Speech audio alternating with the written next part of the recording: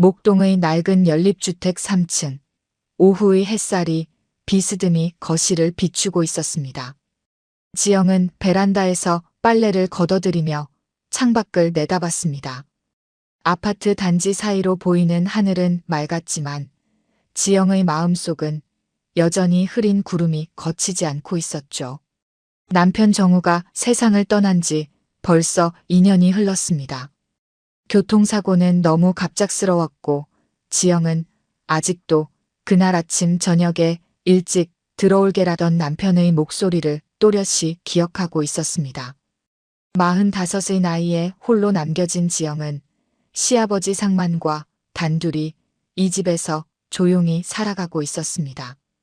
지영아, 점심은 먹었니? 거실 소파에 앉아있던 상만이 물었습니다. 74살의 노인은 여전히 정정했지만 아들을 먼저 보낸 슬픔은 그의 눈과 주름 사이에 깊이 새겨져 있었습니다.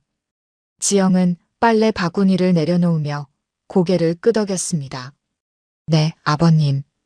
아버님은요? 응, 먹었어. 그런데 지영아, 잠깐 이리 좀 와보겠니? 상만의 목소리에는 평소와 다른 어떤 떨림이 섞여 있었습니다. 지영은 이상한 예감이 들면서도 소파 옆으로 다가갔습니다.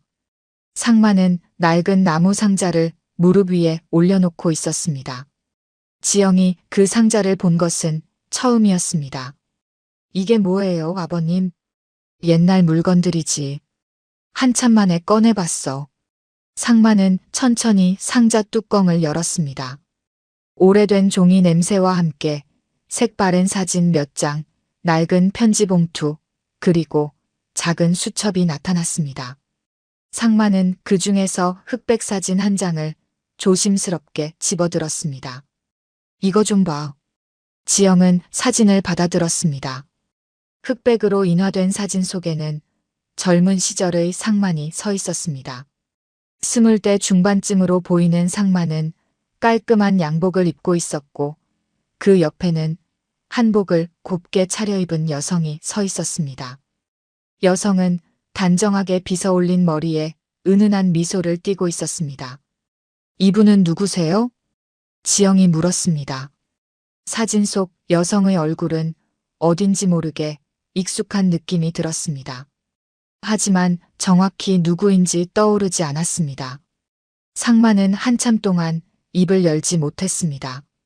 그는 창밖을 바라보다가 천천히 입을 열었습니다.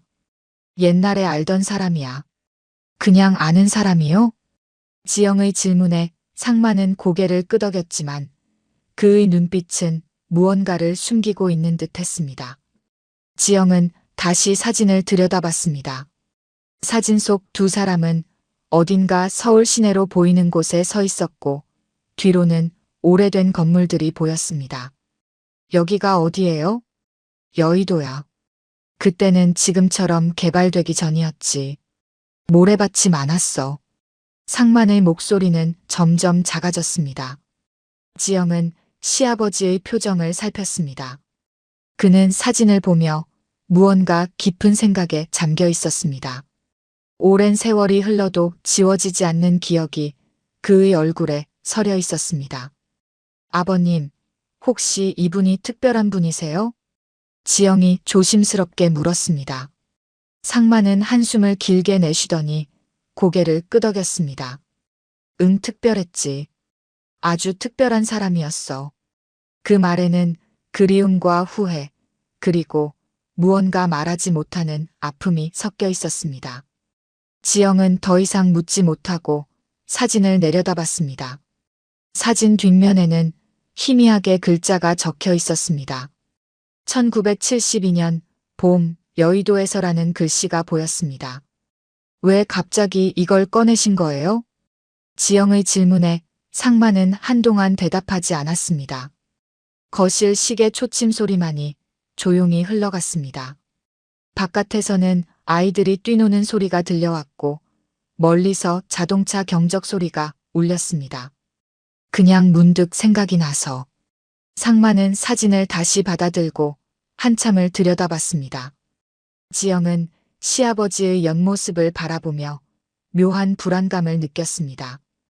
2년 동안 함께 살면서 상만은 언제나 과묵하고 차분한 사람이었습니다. 아들을 잃은 슬픔도 속으로 사귀며 지영을 배려해왔던 분이었습니다. 그런 상만이 이렇게 옛 사진을 꺼내 보이는 것은 처음이었습니다. 아버님, 괜찮으세요? 응, 괜찮아. 그냥 나이가 드니까 옛날 생각이 많이 나는구나. 상만은 사진을 다시 상자에 넣으며 말했습니다.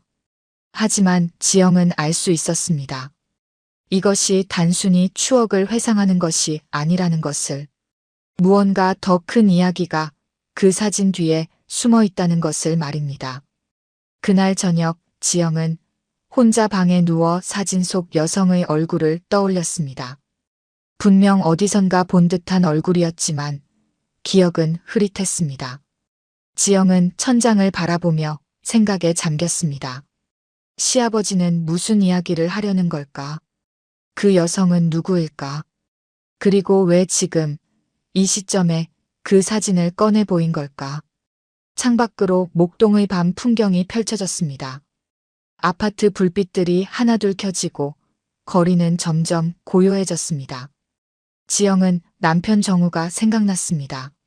만약 정우가 살아있었다면 이 상황을 어떻게 받아들였을까?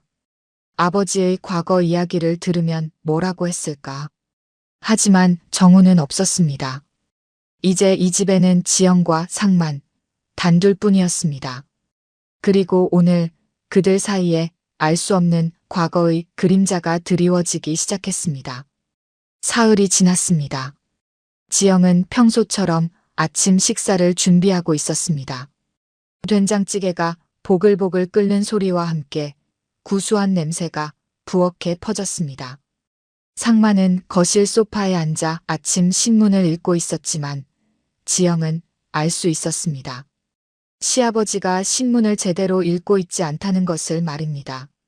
아버님, 진지 드세요. 지영이 상을 차려놓고 불렀습니다. 상만은 신문을 접고 식탁으로 다가왔습니다. 두 사람은 말없이 아침을 먹기 시작했습니다. 숟가락 부딪는 소리만이 조용한 아침을 채웠습니다. 지영아. 상만이 먼저 입을 열었습니다. 지영은 고개를 들어 시아버지를 바라봤습니다. 상만의 얼굴에는 무언가 결심한 듯한 표정이 어려 있었습니다. 네, 아버님. 저번에 보여준 사진 말이야. 지영은 숟가락을 내려놓았습니다. 지난 사흘 동안 그 사진 이야기는 나오지 않았지만 지영은 계속 그것에 대해 생각하고 있었습니다. 사진 속 여성의 얼굴이 자꾸만 머릿속을 맴돌았습니다. 네, 무슨 말씀이세요? 상만은 한참 동안 침묵했습니다. 그는 찌개 그릇을 바라보다가 천천히 입을 열었습니다. 나 재혼하고 싶다. 지영은 순간 귀를 의심했습니다. 재혼이라니. 74살의 시아버지가 재혼을 하고 싶다고 말하는 것이 믿기지 않았습니다. 더구나 며느리 앞에서 이렇게 직접적으로 말하다니. 아버님, 지금 무슨 말씀을. 사진 속 그 여자를 찾고 싶어.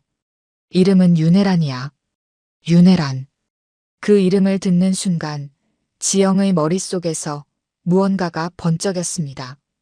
윤혜란. 분명 어디선가 들어본 이름이었습니다. 하지만 정확히 어디서 들었는지 기억나지 않았습니다.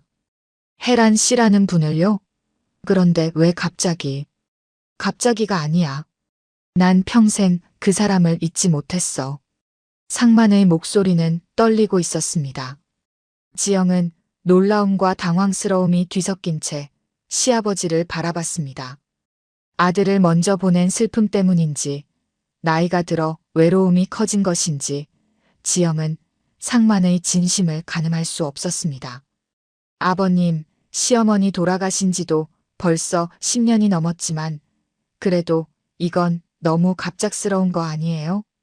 알아. 내가 놀랄 거라는 것도 알고 있어. 하지만 지영아, 난 이제 나이가 많아. 얼마나 더 살지 모르는데 그 사람을 한 번이라도 만나보고 싶어. 상만의 눈빛은 간절했습니다. 지영은 당황스러웠지만 시아버지의 마음을 무조건 거부할 수도 없었습니다. 하지만 뭔가 석연치 않은 기분이 들었습니다. 그런데 왜 저한테 이 말씀을 하시는 거예요? 내가 도와줬으면 해서. 나 혼자서는 어떻게 찾아야 할지 모르겠어. 그 사람이 어디 사는지, 지금 어떻게 지내는지 전혀 모르거든. 지영은 복잡한 심정이었습니다. 남편을 잃은 지 2년밖에 되지 않았는데 시아버지의 재혼을 도와달라니. 게다가 50년도 넘은 옛사랑을 찾겠다는 것이 현실적으로 가능하기나 한 일인지 의문이었습니다. 아버님, 그분이 결혼하셨을 수도 있잖아요. 아니면 이미. 지영은 말을 잇지 못했습니다. 상만은 고개를 끄덕였습니다. 그럴 수도 있지. 그래도 확인은 해보고 싶어. 이게 내 마지막 소원이야. 마지막 소원. 그 말이 지영의 가슴을 무겁게 짓눌렀습니다. 지영은 시아버지를 다시 바라봤습니다. 상만의 얼굴에는 간절함과 슬픔이 동시에 배어 있었습니다. 알겠어요. 제가 한번 알아볼게요. 지영은 결국 고개를 끄덕였습니다. 상만의 얼굴에 안도의 빛이 스쳤습니다. 고맙다, 지영아. 정말 고마워. 식사를 마친 후 지영은 자신의 방으로 돌아와 침대에 앉았습니다. 윤혜란. 그 이름이 계속 머릿속을 맴돌았습니다. 분명 어디선가 들은 이름인데 대체 어디서 들었을까? 지영은 기억을 더듬었습니다. 그때 갑자기 떠오르는 기억이 있었습니다. 어렸을 때 친정 엄마와 함께 살던 신림동 집. 그 옆집에 살던 언니. 엄마는 그 언니를 늘 혜란 언니라고 불렀습니다. 착하고 조용한 분이었다고 기억했습니다. 하지만 그게 같은 사람일까? 지영은 확신할 수 없었습니다. 그때 지영은 겨우 6살이었고 그 언니의 얼굴도 희미하게 기억날 뿐이었습니다. 하지만 사진 속 여성의 얼굴이 익숙하게 느껴졌던 이유가 바로 그것 때문인지도 몰랐습니다. 지영은 휴대전화를 꺼내 들었습니다. 만약 정말 그 혜란 언니가 맞다면 이건 단순한 재혼 문제가 아니었습니다. 시아버지의 옛사랑이 친정 엄마의 친구였다니. 지영은 불안한 마음으로 휴대전화 화면을 바라봤습니다. 친정 엄마는 10년 전에 돌아가셨습니다. 그래서 직접 물어볼 수도 없었습니다. 하지만 엄마가 생전에 했던 말들이 떠올랐습니다. 다시는 보고 싶지 않은 사람이 있다고 했던 말. 그 사람이 혹시 윤혜란이었을까? 지영은 두려웠습니다. 무언가 큰 비밀이 숨겨져 있는 것 같았습니다. 그리고 그 비밀을 파헤치는 것이 과연 옳은 일인지 확신할 수 없었습니다. 창밖으로 목동의 거리가 보였습니다. 사람들은 평범한 하루를 살아가고 있었습니다. 하지만 지영의 마음속에는 폭풍이 일고 있었습니다. 시아버지의 재혼 이야기, 윤혜란이라는 이름, 그리고 어렴풋이 떠오르는 어린 시절의 기억들. 지영은 한숨을 내쉬며 사진첩을 꺼냈습니다. 친정 엄마와 함께 찍은 오래된 사진들을 넘겨보다가 한 장의 사진 앞에서 멈췄습니다. 신림동 집 앞에서 찍은 사진이었습니다. 사진 구석에 흐릿하게 보이는 여성의 뒷모습. 혹시 저 사람이 혜란 언니일까? 지영은 사진을 들고 거실로 나갔습니다. 상만은 소파에 앉아 창밖을 멍하니 바라보고 있었습니다. 아버님. 지영이 부르자 상만이 고개를 돌렸습니다. 사진 한 번 더 보여주실 수 있어요?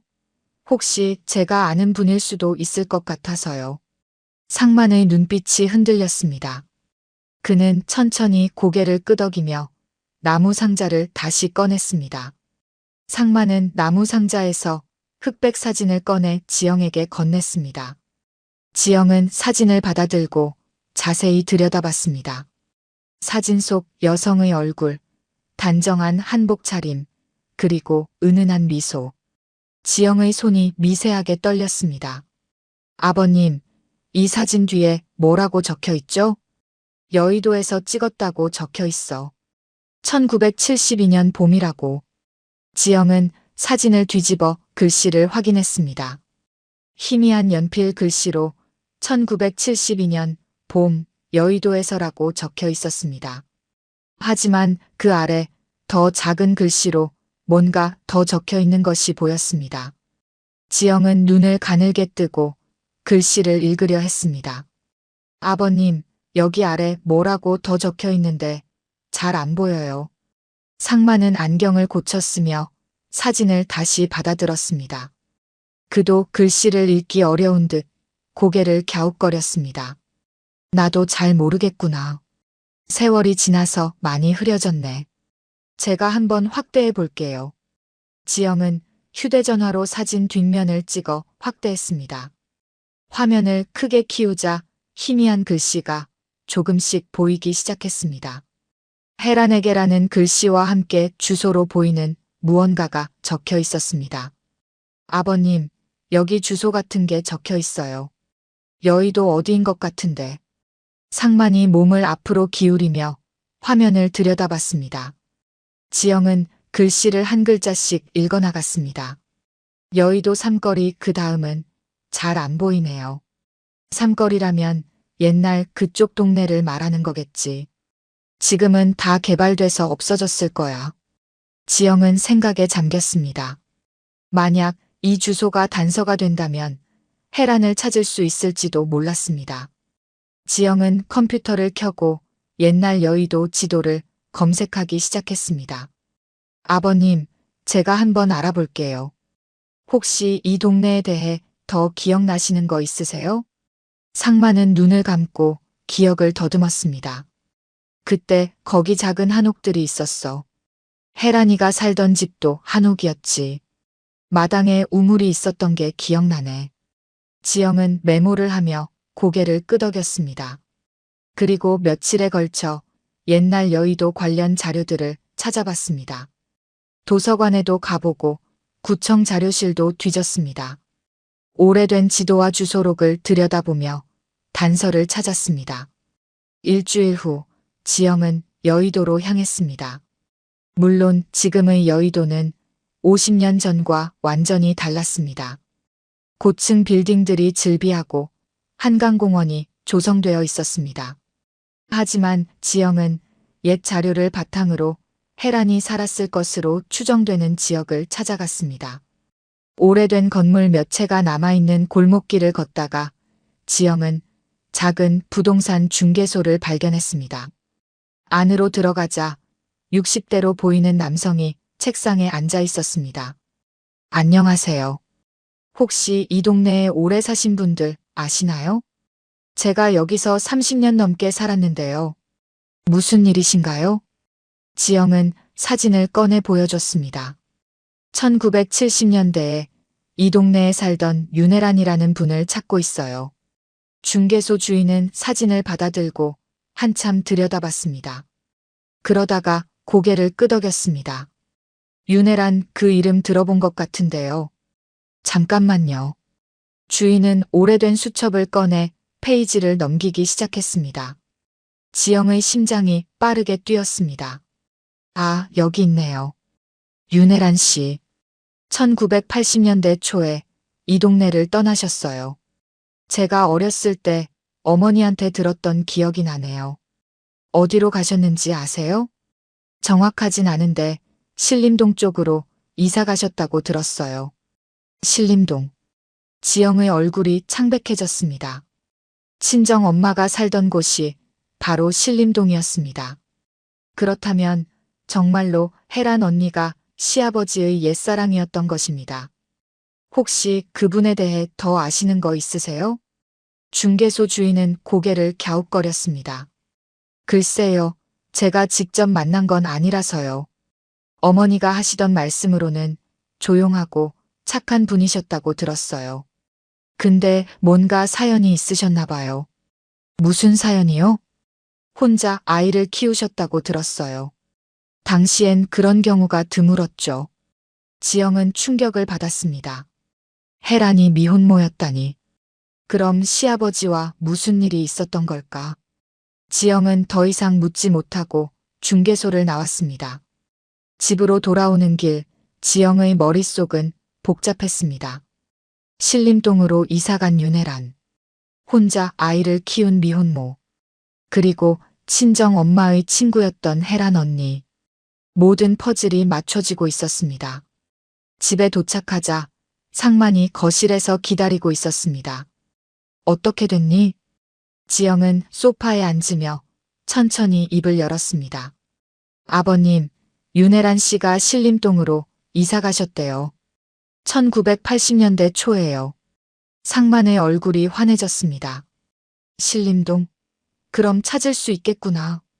그런데 아버님. 지영은 말을 잇지 못했습니다. 혜란이 미혼모였다는 사실을 어떻게 말해야 할지 몰랐습니다. 그리고 더 중요한 것은 혜란이 친정 엄마와 친구였다는 사실이었습니다. 왜 그래, 지영아? 아버님, 혹시 혜란 씨가 아이를 낳으신 거 아시나요? 상만의 얼굴이 굳어졌습니다. 그는 한참 동안 말이 없었습니다. 알고 있어. 그 아이가 혹시 아버님 아이인가요? 지영의 질문에 상만은 창밖을 바라봤습니다. 그의 눈가에 눈물이 맺혔습니다. 아니야. 내 아이가 아니야. 그 말에는 깊은 슬픔과 후회가 담겨 있었습니다. 지영은 더 이상 묻지 못했습니다. 하지만 의문은 커져만 갔습니다. 도대체 50년 전에 무슨 일이 있었던 걸까? 그날 밤 지영은 잠을 이룰 수 없었습니다. 혜란 언니, 친정엄마, 그리고 시아버지. 세 사람 사이에 어떤 이야기가 있었던 것일까? 지영은 친정엄마가 남긴 물건들을 찾아봐야겠다고 생각했습니다. 어딘가에 단서가 있을지도 몰랐습니다. 다음 날 아침 지영은 일찍 일어나 창고로 향했습니다. 친정엄마가 돌아가신 후 정리해둔 물건들이 상자에 담겨 있었습니다. 먼지가 쌓인 상자들을 하나씩 열어보며 지영은 엄마의 흔적을 찾았습니다. 오래된 옷가지, 그릇, 책들 사이에서 지영은 작은 앨범 한 권을 발견했습니다. 표지가 낡아해진 앨범을 펼치자 신림동 시절의 사진들이 나타났습니다. 지영은 한 장 한 장 넘기다가 어떤 사진 앞에서 멈췄습니다. 엄마와 함께 찍은 사진이었는데 옆에 낯익은 여성이 서 있었습니다. 바로 시아버지가 보여준 사진 속 그 여성, 윤혜란이었습니다. 사진 속 혜란은 아이를 안고 있었고 엄마는 그 옆에서 환하게 웃고 있었습니다. 지영의 손이 떨렸습니다. 정말로 혜란 언니가 맞았습니다. 그리고 엄마와 친한 사이였던 것도 사실이었습니다. 지영은 사진을 들고 거실로 나갔습니다. 상만은 아침 식사를 하고 있었습니다. 지영이 다가가자 상만은 고개를 들었습니다. 아버님, 이것 좀 보세요. 지영은 사진을 상만 앞에 내밀었습니다. 상만은 사진을 보자마자 숨을 멈췄습니다. 그의 얼굴이 하얗게 질렸습니다. 이게 어디서 난 거니? 친정 엄마 물건 속에 있었어요. 아버님, 도대체 무슨 일이 있었던 거예요? 상만은 사진을 내려놓고 한숨을 깊게 내쉬었습니다. 그는 한참 동안 말을 하지 못했습니다. 지영은 식탁 맞은편에 앉아 시아버지를 바라봤습니다. 아버님, 이제 말씀해 주세요. 혜란 씨와 무슨 관계였어요? 왜 헤어지셨어요? 상만은 천천히 입을 열었습니다. 혜란이는 내 첫사랑이었어. 우리는 결혼하기로 약속했었지. 지영은 숨을 죽이고 들었습니다. 하지만 우리 집안에서 반대했어. 혜란이네 집이 가난했거든. 그래서 부모님이 정해준 사람과 결혼했지. 바로 내 시어머니야. 지영은 가슴이 답답했습니다. 시아버지가 사랑하지 않는 사람과 결혼했다니. 그리고 시어머니는 그 사실을 알았을까? 그럼 혜란 씨는요? 아이는 누구 아이예요? 상만의 얼굴이 일그러졌습니다. 내 아이가 아니야. 혜란이는 나랑 헤어진 후에 다른 남자를 만났어. 그 남자가 혜란이를 임신시키고 떠났지. 혜란이는 혼자 아이를 낳았어. 그런데 왜 지금 와서 찾으시는 거예요? 상만은 창밖을 바라보며 말했습니다. 평생을 후회하며 살았어. 혜란이를 버린 것. 혜란이가 힘들 때 옆에 있어주지 못한 것. 이제라도 사과하고 싶어. 그리고 가능하다면 남은 인생을 함께하고 싶어. 지영은 복잡한 심정이었습니다. 시아버지의 마음은 이해가 갔습니다. 하지만 뭔가 석연치 않았습니다. 친정 엄마가 생전에 했던 말들이 떠올랐습니다. 아버님, 그런데 우리 엄마는 혜란 씨를 좋아하지 않으셨던 것 같아요. 제가 어렸을 때 엄마가 다시는 보고 싶지 않은 사람이라고 말씀하신 적이 있거든요. 상만의 표정이 굳어졌습니다. 내 어머니가 그런 말을 했다고? 네. 왜 그러셨는지 모르겠어요. 사진에선 친하게 보였는데. 상만은 고개를 저었습니다. 나도 잘 모르겠구나. 혜란이는 착한 사람이었어. 누구한테도 해를 끼칠 사람이 아니었지. 지영은 더 이상 묻지 않았습니다. 하지만 마음속 의심은 점점 커져갔습니다. 엄마와 혜란 언니 사이에 무슨 일이 있었던 걸까? 그리고 그것이 시아버지와 관련이 있는 걸까? 며칠 후 지영은 신림동으로 향했습니다. 엄마가 살던 옛날 집 근처였습니다. 동네는 많이 변해 있었지만 아직도 오래된 건물들이 몇 채 남아 있었습니다. 근처 슈퍼마켓에 들어가 지영은 주인 할머니에게 물었습니다. 혹시 윤혜란이라는 분 아세요? 1980년대에 이 동네 사셨는데요. 할머니는 고개를 끄덕였습니다. 윤혜란? 아, 그분. 알죠. 혼자 딸 키우시던 분이잖아요. 딸이요? 네, 예쁜 딸 하나 있었어요. 그런데 그 딸이 커서 해외로 나갔다고 들었어요.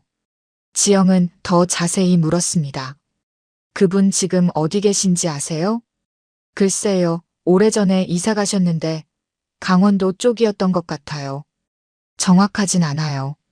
강원도. 지영은 메모를 했습니다.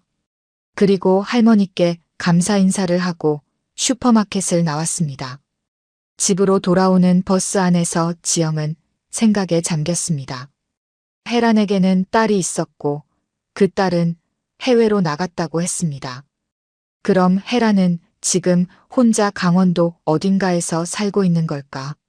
집에 도착하자 상만이 현관에서 기다리고 있었습니다. 어떻게 됐어? 지영은 상만을 거실로 안내하며 말했습니다. 혜란 씨가 강원도로 가셨대요. 딸분이 해외로 나가신 후에요. 상만의 얼굴이 환해졌다가 이내 어두워졌습니다. 강원도라니 어디인지 알아? 아직은 모르겠어요. 더 알아봐야 할 것 같아요. 그때 지영은 용기를 내어 물었습니다. 아버님, 솔직히 말씀해 주세요. 혜란 씨 딸이 혹시 정말 아버님 딸 아닌가요?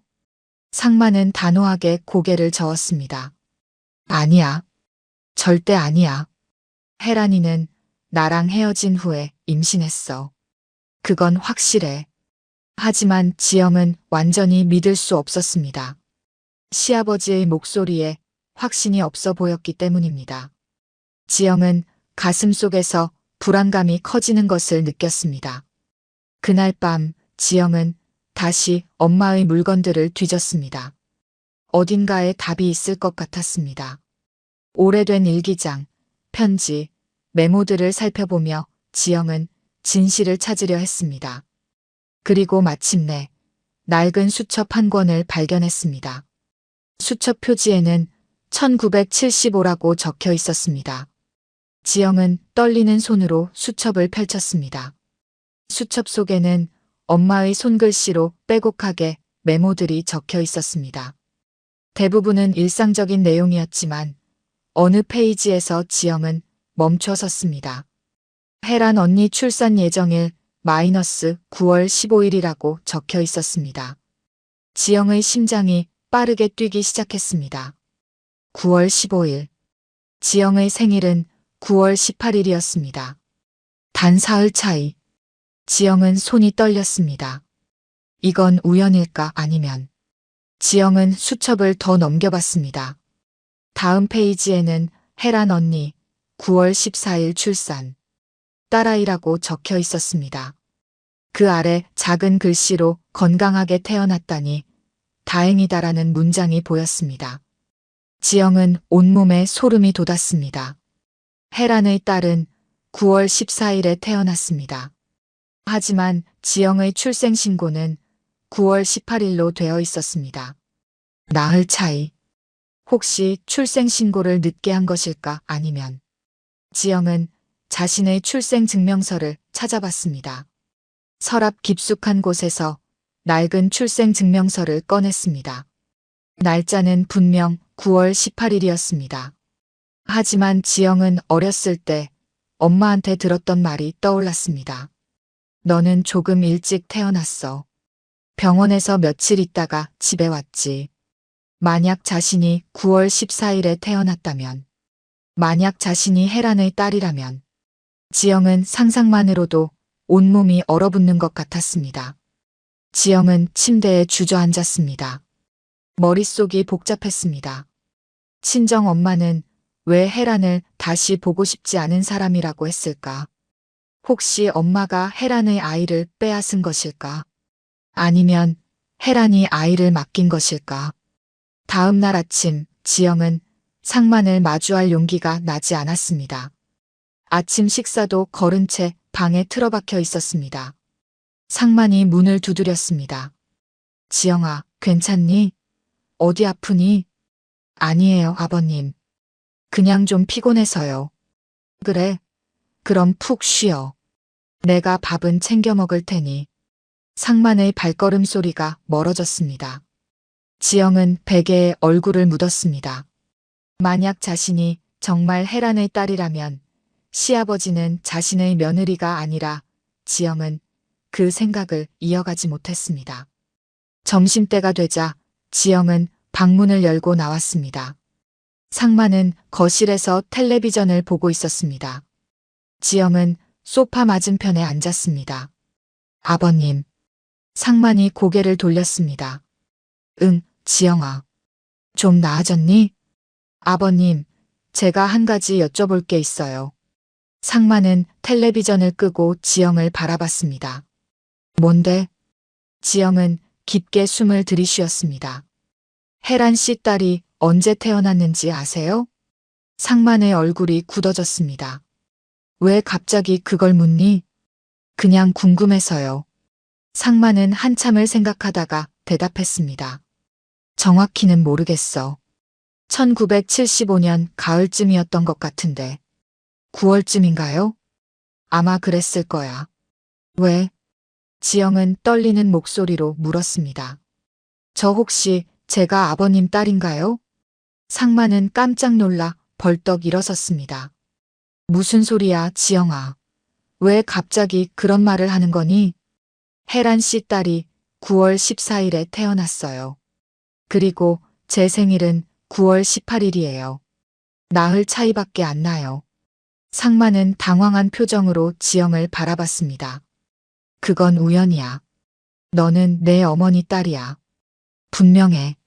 정말요? 정말 확실하세요? 지영의 목소리는 떨리고 있었습니다. 상만은 지영에게 다가와 어깨를 잡았습니다. 지영아, 진정해. 너는 혜란이 딸이 아니야. 내 어머니가 너를 낳았어. 내가 확실히 알아. 어떻게 확실히 아세요? 아버님도 그때 신림동에 계셨어요? 상만은 말문이 막혔습니다. 그는 한참을 망설이다가 고개를 저었습니다. 그때 난 신림동에 없었어. 하지만 내 어머니가 임신했다는 건 알고 있었어. 혜란이한테 직접 들었거든. 혜란 씨한테요? 응. 혜란이가 편지를 보냈었어. 내 어머니가 아이를 낳았다고. 건강한 딸이라고. 지영은 혼란스러웠습니다. 혜란이 왜 엄마의 출산 소식을 시아버지한테 알렸을까? 그리고 왜 엄마는 혜란을 싫어했을까? 아버님, 혜란 씨와 우리 엄마는 어떤 관계였어요? 친구였어요? 상마는 소파에 주저앉으며 한숨을 쉬었습니다. 친구였지. 아주 가까운 친구였어. 혜란이가 힘들 때 내 어머니가 많이 도와줬어. 그런데 왜 엄마는 혜란 씨를 보기 싫어하셨을까요? 상마는 대답하지 않았습니다. 지영은 시아버지가 뭔가를 숨기고 있다는 것을 알 수 있었습니다. 아버님, 제발 솔직히 말씀해 주세요. 저랑 혜란 씨 딸이랑 무슨 관계가 있는 거예요? 상마는 고개를 들어 지영을 바라봤습니다. 그의 눈에는 두려움이 어려 있었습니다. 지영아, 넌 내 어머니 딸이야. 그건 확실해. 하지만 뭐예요? 혜란이 딸은 해외로 입양 갔어. 아주 어렸을 때. 지영은 충격을 받았습니다. 입양이라니. 그럼 혜란은 딸을 키우지 않았다는 건가요? 왜요? 왜 입양을 보냈어요? 혜란이가 혼자 키울 형편이 안 됐어. 그래서 아이에게 더 나은 환경을 주고 싶어서 입양을 보냈지. 지영은 눈물이 났습니다. 자신이 혜란의 딸인지 아닌지 확신할 수 없었지만 만약 그렇다면 얼마나 슬픈 일일까. 엄마를 잃고 다시 찾았더니 시아버지의 옛사랑이라니. 전화가 있을게요. 지영은 일어나 현관으로 향했습니다. 상만이 뒤따라 나왔지만 지영을 붙잡지 못했습니다. 지영아, 어디 가니? 잠깐 바람 쐬고 올게요. 지영은 밖으로 나갔습니다. 목동의 거리를 정처 없이 걸었습니다. 머릿속은 혼란스러웠고 가슴은 답답했습니다. 자신의 정체성이 흔들리는 것 같았습니다. 한강공원에 도착한 지영은 벤치에 앉아 강물을 바라봤습니다. 석양이 지고 있었습니다. 지영은 생각했습니다. 진실을 알아야 할까? 아니면 모르는 채로 사는 게 나을까? 하지만 지영은 알아야 했습니다. 자신이 누구인지, 자신의 진짜 엄마가 누구인지, 그래야 앞으로 나아갈 수 있을 것 같았습니다. 밤늦게 집으로 돌아온 지영은 상만과 마주치지 않으려 조용히 자기 방으로 들어갔습니다. 하지만 잠은 오지 않았습니다. 지영은 다시 엄마의 물건 상자를 꺼냈습니다. 어딘가에 답이 있을 거라는 확신이 들었습니다. 상자 맨 밑바닥에서 지영은 낡은 봉투 하나를 발견했습니다. 봉투는 황색으로 변해 있었고 테이프로 꽁꽁 봉인되어 있었습니다.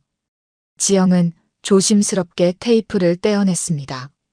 봉투 안에는 편지 한 통이 들어 있었습니다. 편지지도 세월의 흔적으로 누렇게 발해 있었습니다. 지영은 떨리는 손으로 편지를 펼쳤습니다. 친정 엄마의 손글씨였습니다. 지영아, 내가 이 편지를 읽는다면 아마 엄마는 이 세상에 없을 거야. 엄마가 평생 숨겨왔던 이야기를 이제 너한테 해줄 시간이 온 것 같구나. 지영의 눈에서 눈물이 흘러내렸습니다. 엄마의 목소리가 들리는 것 같았습니다. 혜란 언니는 엄마의 가장 친한 친구였어. 우리는 어려서부터 자매처럼 지냈지. 혜란 언니는 착하고 순수한 사람이었어. 그런 언니가 상만이라는 남자를 만나 사랑에 빠졌을 때 엄마는 진심으로 축하해줬어. 지영은 편지를 읽으며 숨을 죽였습니다. 하지만 상만이는 집안의 반대로 다른 여자와 결혼했어. 혜란 언니는 너무 슬퍼했지. 그리고 얼마 후 다른 남자를 만났어. 그 남자는 혜란 언니를 임신시키고 떠났어. 혜란 언니는 혼자 아이를 낳기로 결심했지. 지영의 심장이 빠르게 뛰었습니다. 엄마도 그때 너를 임신하고 있었어. 우리는 거의 같은 시기에 출산 예정이었지. 혜란 언니는 9월 14일에 딸을 낳았고 엄마는 그 나흘 후인 9월 18일에 너를 낳았어. 지영은 안도의 한숨을 쉬었습니다. 역시 자신은 친정 엄마의 딸이 맞았습니다. 하지만 지영아, 엄마가 너한테 미안한 게 있어. 혜란 언니의 딸은 너무 약하게 태어났어. 병원에서는 살기 어렵다고 했지. 혜란 언니는 매일 울었어. 그런 언니를 보는 게 너무 힘들었어. 지영은 다음 문장을 읽기가 두려웠지만 계속 읽어내려갔습니다. 엄마는 혜란 언니를 설득했어. 아이를 미국으로 입양 보내자고. 그곳에서 더 좋은 치료를 받을 수 있다고. 혜란 언니는 거부했지만 엄마는 계속 설득했어. 결국 혜란 언니는 눈물을 흘리며 동의했어. 지영은 가슴이 아팠습니다. 혜란이 얼마나 힘들었을까. 아이는 미국으로 입양 갔어. 그리고 혜란 언니는 완전히 무너졌어. 엄마를 원망했지. 내가 설득하지 않았다면 내 딸을 보낼 수 없었을 거야라고 말하며 울었어. 지영은 이제 엄마가 왜 혜란을 다시 보고 싶지 않은 사람이라고 했는지 이해할 수 있었습니다. 죄책감 때문이었습니다. 엄마는 혜란 언니한테 너무 미안했어. 하지만 엄마도 당시엔 그게 최선이라고 생각했어.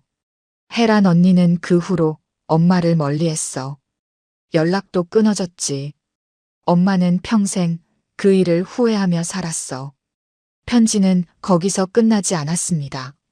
지영아, 너한테 꼭 해주고 싶은 말이 있어. 혜란 언니는 엄마의 친구이자 엄마가 상처 준 사람이야. 하지만 지영아, 넌 분명히 엄마의 딸이야. 그건 의심하지 마. 엄마가 너를 낳았고 너를 사랑하며 키웠어. 지영은 눈물을 닦았습니다. 만약 내가 혜란 언니를 찾게 된다면 엄마 대신 사과해줘. 엄마가 미안했다고. 엄마가 평생 후회하며 살았다고. 그리고 혜란 언니의 딸이 건강하게 잘 자랐기를 바란다고 전해줘. 편지의 마지막 문장을 읽으며 지영은 소리내어 울었습니다. 지영아, 엄마는 너를 정말 사랑해. 엄마의 딸이 되어줘서 고마워. 사랑한다, 우리 딸. 지영은 편지를 가슴에 안았습니다. 모든 오해가 풀렸습니다. 자신은 친정 엄마의 딸이 맞았습니다. 그리고 엄마와 혜란 사이에 있었던 일도 이해할 수 있었습니다. 다음 날 아침 지영은 편지를 들고 거실로 나갔습니다. 상마는 소파에 앉아 초조하게 기다리고 있었습니다. 지영을 보자 상마는 벌떡 일어섰습니다. 지영아, 괜찮니? 네, 아버님. 이제 괜찮아요. 지영은 편지를 상만에게 건넸습니다. 이것 좀 읽어보세요. 상만은 편지를 받아 읽기 시작했습니다. 그의 얼굴은 점점 일그러졌고 눈가에는 눈물이 맺혔습니다. 편지를 다 읽은 상만은 소파에 주저앉았습니다. 혜란이가 그렇게 힘들었구나. 지영은 상만 옆에 앉았습니다. 아버님, 이제 혜란 씨를 꼭 찾아야 해요. 엄마의 사과를 전해야 해요. 상만은 고개를 끄덕이며 눈물을 닦았습니다. 그래야지. 이제라도 찾아야 해. 지영은 결심했습니다. 강원도로 가서 혜란을 찾겠다고. 엄마의 마지막 부탁을 들어주기 위해서라도 혜란을 만나야 했습니다. 아버님, 우리 함께 강원도로 가요. 혜란 씨를 찾아서 모든 이야기를 나눠요. 상마는 지영의 손을 꽉 잡았습니다. 고맙다, 지영아. 정말 고마워. 지영은 미소 지었습니다. 비록 과거는 아픔으로 가득했지만 이제는 그 아픔을 치유할 시간이었습니다. 엄마의 죄책감, 상만의 후회, 그리고 혜란의 슬픔. 모두를 위로할 시간이 온 것입니다.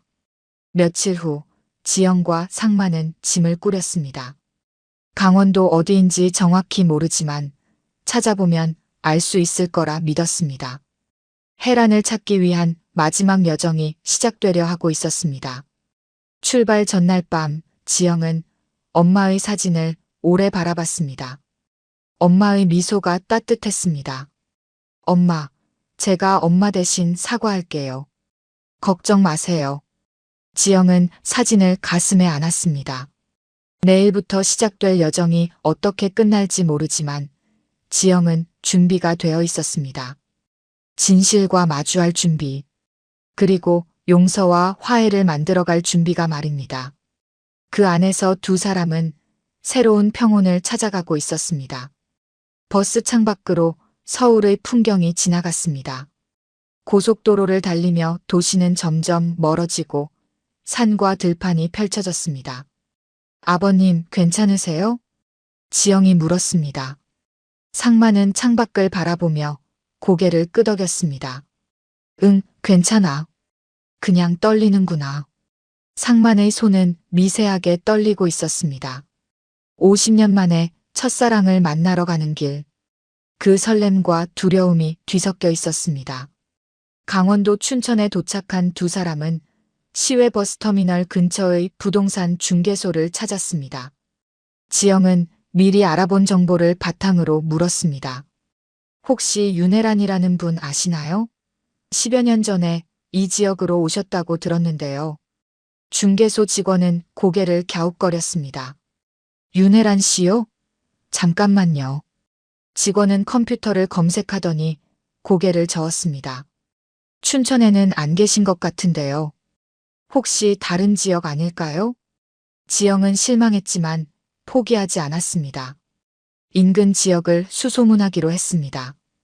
두 사람은 홍천, 인제, 양구까지 찾아다녔습니다. 며칠간의 수색 끝에 지영은 지쳐갔지만 상만은 포기하지 않았습니다. 한 곳만 더 가보자. 화천이라고. 화천에 도착한 것은 오후 늦은 시간이었습니다. 작은 읍내는 조용했고 노을이 지기 시작했습니다. 지영과 상만은 파출소를 찾아갔습니다. 실례합니다. 혹시 윤혜란이라는 분 아시나요? 파출소 경찰관은 잠시 생각하더니 고개를 끄덕였습니다. 윤혜란 씨요? 그분이라면 알죠. 10년 전쯤에 여기 계셨어요. 지영과 상만의 얼굴이 환해졌습니다. 드디어 찾은 것입니다. 지금도 여기 계세요? 경찰관의 표정이 어두워졌습니다. 아니요. 그분은 돌아가셨어요. 한 10년 전쯤에요. 순간 시간이 멈춘 것 같았습니다. 상만의 얼굴이 창백해졌습니다.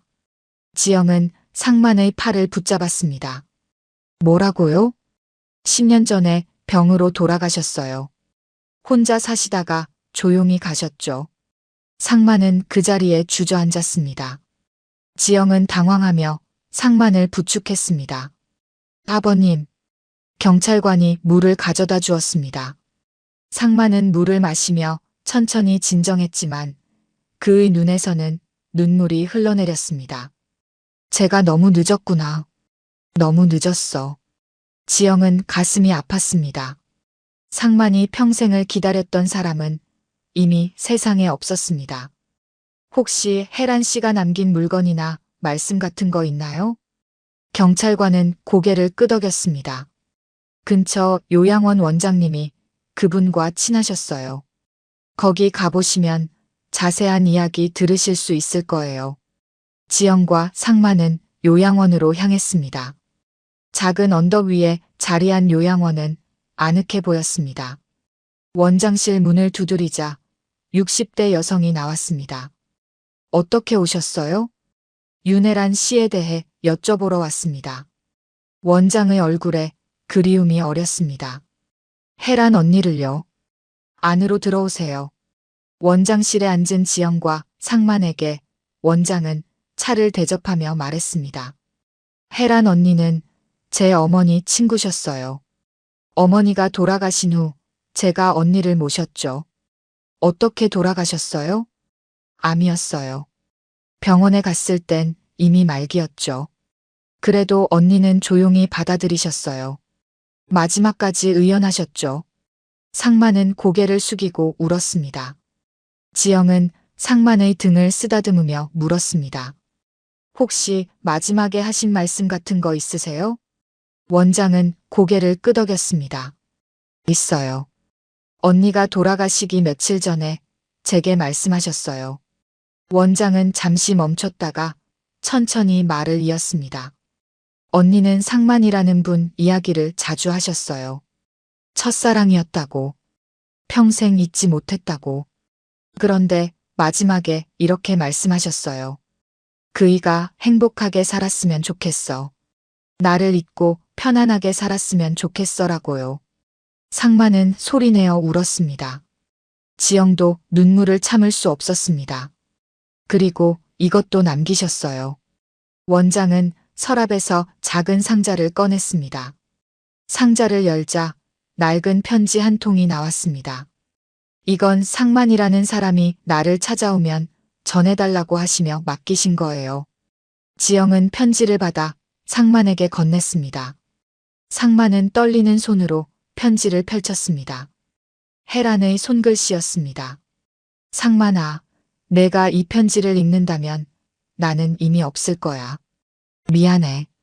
너를 만나지 못하고 가게 돼서. 하지만 괜찮아. 나는 평생 너를 사랑했고 그것만으로도 행복했어. 상만의 눈물이 편지 위로 떨어졌습니다. 우리가 헤어진 건 운명이었나 봐. 하지만 나는 후회하지 않아. 너를 사랑했던 시간들이 내 인생에서 가장 아름다웠으니까. 상만아, 부디 행복하게 살아줘. 나를 잊고 편안하게 살아줘. 그게 내 마지막 소원이야. 사랑해, 상만아. 상만은 편지를 가슴에 안고 오열했습니다. 지영은 상만을 안아주며 함께 울었습니다. 원장도 눈물을 닦았습니다. 한참 후 상만은 진정하고 물었습니다. 혜란이는 어디 묻혔나요? 요양원 뒤편 언덕에 작은 묘지가 있어요. 거기 계세요. 지영과 상만은 원장을 따라 뒤편 언덕으로 갔습니다. 조용한 소나무 숲 아래 작은 비석이 서 있었습니다. 윤혜란이라고 새겨져 있었습니다. 상만은 무릎을 꿇고 비석 앞에 앉았습니다. 혜란아, 미안해. 내가 너무 늦었어. 평생을 후회하며 살았어. 너를 지켜주지 못해서, 너와 함께하지 못해서. 정말 미안해. 상만의 목소리는 떨렸고 눈물은 멈추지 않았습니다. 하지만 알아줘. 나도 너를 평생 사랑했어. 한순간도 잊은 적 없어. 이제라도 와서 미안하다고, 사랑한다고 말하고 싶었어. 지영도 무릎을 꿇고 말했습니다. 혜란 씨, 저는 지영이에요. 제 친정 엄마의 친구이셨죠. 엄마가 전해달라고 했어요. 정말 미안했다고. 평생 후회하며 살았다고. 그리고 혜란 씨 딸분이 건강하게 잘 자랐기를 바란다고요. 석양이 지고 있었습니다. 소나무 사이로 붉은 빛이 스며들었습니다. 세 사람의 그림자가 길게 늘어졌습니다. 서울로 돌아오는 길은 조용했습니다. 버스 안에서 상만은 창밖을 멍하니 바라봤고 지영은 그런 시아버지를 걱정스럽게 지켜봤습니다. 화천에서의 하루는 두 사람 모두에게 깊은 상처와 동시에 위로를 남겼습니다. 목동집에 도착한 건 늦은 밤이었습니다. 상만은 아무 말 없이 자기 방으로 들어갔습니다. 지영은 거실에 앉아 한참을 생각에 잠겼습니다. 시아버지가 얼마나 힘들까. 평생을 기다렸던 사람을 만나지 못하고 무덤 앞에서 이별을 고해야 했으니 말입니다. 다음 날 아침 상만은 방에서 나오지 않았습니다. 지영은 문 앞에서 조심스럽게 불렀습니다. 아버님, 아침 드세요. 지영아, 나는 괜찮으니까 먼저 먹어. 상만의 목소리는 힘이 없었습니다. 지영은 걱정이 됐지만 억지로 문을 열 수는 없었습니다. 며칠이 지나도 상만은 방에만 있었습니다. 밥도 거의 먹지 않았고 말수도 줄었습니다. 일주일째 되던 날 지영은 더 이상 참을 수 없어 상만의 방문을 두드렸습니다. 아버님, 들어가도 될까요? 응, 들어와. 지영이 문을 열자 상만은 창가에 앉아 있었습니다. 그의 얼굴은 야위어 있었고 눈가에는 다크서클이 짙게 내려앉아 있었습니다. 아버님, 이러시면 안 돼요. 몸 상하세요. 상만은 쓸쓸하게 웃었습니다. 미안하다, 지영아. 걱정 끼쳐서. 지영은 상만 옆에 앉았습니다. 아버님 마음 이해해요. 하지만 혜란 씨도 아버님이 이렇게 힘들어하는 걸 원하지 않으실 거예요. 상만은 고개를 끄덕였습니다. 알아. 혜란이가 마지막 편지에서 행복하게 살라고 했지. 하지만 지영아, 나는 평생을 후회하며 살았어. 이제라도 만나서 사과하고 싶었는데 그것조차 못했어. 아버님은 이미 사과하셨어요. 혜란 씨 무덤 앞에서요. 분명 들으셨을 거예요. 상만은 눈물을 닦았습니다. 그럴까? 네, 저는 그렇게 믿어요. 지영은 상만의 손을 잡았습니다. 아버님, 이제 우리 앞을 보며 살아요. 혜란 씨도 그걸 바라셨잖아요. 상만은 지영의 손을 꽉 쥐었습니다. 한참 후 상만이 입을 열었습니다. 지영아, 고맙다. 내가 없었으면 나는 어떻게 됐을까? 무슨 말씀이세요? 저도 아버님 덕분에 엄마의 마지막 부탁을 이룰 수 있었어요. 두 사람은 서로를 바라보며 미소 지었습니다. 슬픔은 여전했지만 그 속에서 작은 위로를 찾을 수 있었습니다. 그날 저녁 상만은 오랜만에 거실로 나와 지영과 함께 저녁을 먹었습니다. 식사를 하며 상만이 말했습니다. 지영아, 나 이제 재혼 생각 안 할란다. 지영은 고개를 들어 상만을 바라봤습니다. 아버님, 혜란이가 마지막이야. 이제는 너랑 손주들 생각하며 살란다. 상만의 목소리는 평온했습니다. 지영은 따뜻한 미소를 지었습니다. 아버님, 손주는 아직 없잖아요. 그래도 언젠간 생기겠지. 내가 좋은 사람 만나면. 지영은 웃었습니다. 남편 정우가 떠난 지 2년, 아직 새로운 사랑을 생각할 마음의 여유는 없었지만 언젠가는 그럴 날이 올지도 모른다는 생각이 들었습니다. 며칠 후 지영은 화천의 요양원으로 소포를 보냈습니다. 혜란의 무덤에 놓아달라며 꽃과 함께 편지를 동봉했습니다. 친정 엄마와 상만, 그리고 자신의 마음을 담은 편지였습니다. 혜란 씨, 이제 편히 쉬세요. 엄마도 아버님도 그리고 저도 혜란 씨를 기억할게요. 혜란 씨의 사랑과 희생을 잊지 않을게요. 그곳에서 평안하시길 바랍니다. 한 달이 지났습니다. 목동의 집에는 다시 평온이 찾아왔습니다. 상만은 매일 아침 산책을 나갔고 지영은 집안일을 하며 새로운 일상을 만들어갔습니다. 어느 가을날 오후 상만은 거실에서 옛날 사진들을 정리하고 있었습니다. 혜란과 찍은 흑백 사진을 액자에 넣어 자기 방에 걸어두기로 했습니다. 지영아, 이것 좀 봐. 상만이 불렀습니다. 지영이 다가가자 상만은 또 다른 사진 한 장을 꺼내 보였습니다. 젊은 시절의 상만과 시어머니가 함께 찍은 결혼사진이었습니다. 내 시어머니도 좋은 사람이었어. 비록 사랑으로 시작한 결혼은 아니었지만 시어머니는 나한테 잘해줬어. 나도 시어머니를 존중하며 살았고. 지영은 사진 속 시어머니의 미소를 바라봤습니다. 시어머니는 아셨을까요? 아버님이 다른 사람을 사랑했다는 걸요. 상만은 고개를 끄덕였습니다. 알았을 거야. 하지만 말하지 않았지. 우리는 서로를 이해하고 존중하며 살았어. 그것도 사랑의 한 형태였다고 생각해. 지영은 깊이 공감했습니다. 사랑에는 여러 가지 형태가 있다는 것을. 뜨거운 열정도 사랑이지만 조용한 존중과 배려도 사랑이라는 것을 말입니다. 아버님, 저도 정우와 그렇게 살았어요. 처음엔 뜨거웠지만 나중엔 조용하고 편안한 사랑이었죠. 그게 좋았어요. 상만은 지영의 어깨를 토닥였습니다. 정우도 좋은 아이였지. 너를 많이 사랑했어. 네, 알아요. 두 사람은 오래된 사진들을 함께 보며 과거를 회상했습니다. 슬픔도 있었고 후회도 있었지만 그 속에는 따뜻한 추억들도 가득했습니다. 저녁이 되자 지영은 상만이 좋아하는 된장찌개를 끓였습니다.